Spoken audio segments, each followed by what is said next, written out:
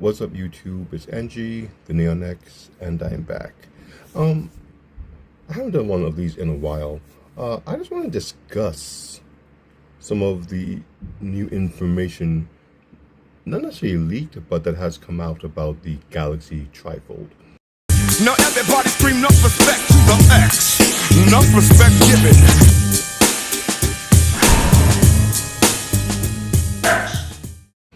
I recently got a hands-on with it in store. So if you are near a Samsung store, that's a bit of information for you right there. They do have them on display. You can go there, play with them, ask about them, get a real good feel for it, see if it's something you might want to, try to get into. As far as getting into the Galaxy Trifold, the price has been revealed and confirmed. It is $2,899 for the 512 gig variant. They did say there is supposed to be a 1 terabyte. The store that I went to didn't know if they were getting that one. They didn't even know what the price of that one might be. It might be an online only thing. But for the 512, you're looking at, with taxes, over $3,000 for this device. Now, I've seen a lot of videos and a lot of comments saying, "Oh man, that's way too much for a phone." People have said, at this time in this financial climate, to release a phone at over $3,000, again after tax, is insane. To me, it's not that bad. Now, I'm not saying it because I'm rich, because I'm definitely not. But in comparison to all the devices out there, and for what the Trifold is, and the price of all the Trifolds in that same vein, $28.99 seems to fall right in line with what I expected it to be. If you remember the original Galaxy Fold, when that came out, it was $2,000. This is $900 more, but it is newer technology. At the time, the Galaxy Fold was newer technology. This one is newer still, years after the original Fold, with a larger front screen. The folding panel technology has increased significantly since that device came out. The Trifold is now extremely thin. No S Pen, but the original Fold didn't have an S Pen. I mean, that doesn't make me sad, but I get it to an extent. It's the same cameras from the Fold 7. So, I mean, I get where the price point would come in. I mean, at least in the box, somewhat like the original Galaxy Fold, you do get everything you need for the full phone experience. You get the power brick, you get a case, you get the phone.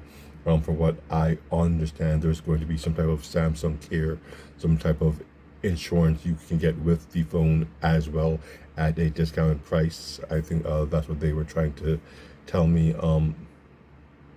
No headphones though. The original Fold did come with a pair of Galaxy Buds to complete the package. This one does not come with that. But again, the price to me seems fair. The Mate XT came out around the same price, especially with the conversion from whichever language to US currency. They're all around $3,000. If you go on eBay or Facebook marketplace, the Mate XT is 3,000 plus, and this is a phone that's a year old. There's one that I've been looking at that's 3,500. It comes with the phone, the case, a pen. I mean, again, it's a complete package for the complete experience, and I won't even get the option to do any type of insurance in case it breaks, because I would be buying it from a third party, from a individual seller, as opposed to a company. But yeah, you're not really going to get into a Trifold for much less than $3,000. That's just how these things are priced. And the fact that a regular Fold, a 1 terabyte, 2 terabyte is 2,000 plus, to me it just kind of even out. it balances out the pricing of the Trifold when compared to the at least the Z Fold 7. It just makes sense to me. Not saying that both devices aren't overpriced, because yeah, they are, or for what they are. At least here in the U.S., there really isn't anything better on the market. Of course, if you go into the global market, again, you have the Mate XT, the Mate XTS, all of these different foldables from Huawei and Honor and a whole bunch of them. So on the global market, there's a lot more competition. All of these different devices on the market breeds competition, and competition is good for the consumer because it forces them to innovate, and also eventually lower the price of these different devices, because as thing gets older, you do want to move the older devices to make way for the newer devices, and in the end the consumer wins when there's more out there. But yeah, as also with the price of this thing, I was able to discuss the repair costs, just in case something was to happen to it, because again, accidents do happen. The repair price is more surprising to me than the actual cost of the phone. $1,500 if you happen to break your Galaxy Trifold, because it's not just fix the one area that is broken. At least at Samsung, they aren't allowed to give it back to you unless it's in perfect condition. They can only give it back to you if it's the same way you would get it if you were to buy the device again. So the smallest break, they have to go through everything. So it's $1,500 to fix that device. Now, they did say there will be an option to add an additional $350 to the device. I think it's like an extended warranty type thing. I'm not exactly sure. Some type of insurance to it, and that would cover the price of the fix, loss, theft.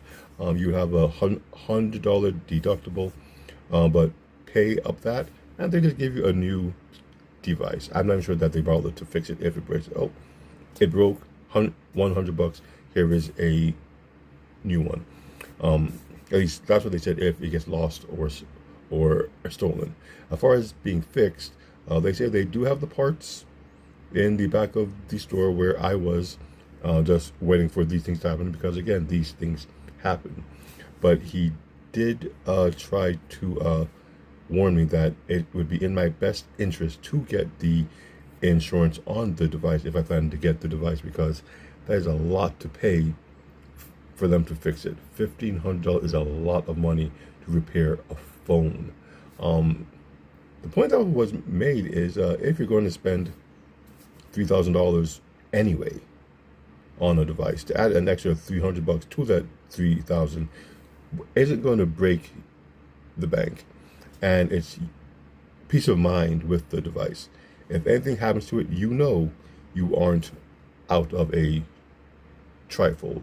They'll fix it, or just simply give you a new one for considerably less than having to buy it all over again. So I think the device, though higher price, is, it's, the cost is, I don't want to say worth it, but I understand the cost of it.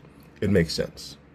I haven't got to use it long enough to say whether it's worth it or not. The time I had on it, my hands-on was maybe an hour, if even that, and I was just playing around with it, not really getting into anything in depth. But I do plan on trying to get one, if not just to see and really use the device and consider keeping it. At $3,000, I'm not sure that I would. That's a lot to spend on a phone, and there's a lot of other things I could do with $3,000. But just to have it to play with for a bit and really see how this thing fits into my daily schedule, would I want to replace my phone and or tablet, would it be worth it to do that, to have my tablet in my pocket and my tablet be my phone as well? It's a lot to think about when you have a device that can transform like that and play so many different roles. But I do look forward to it. And on the 30th is when it does release. So January the 30th, you can go in store and buy one.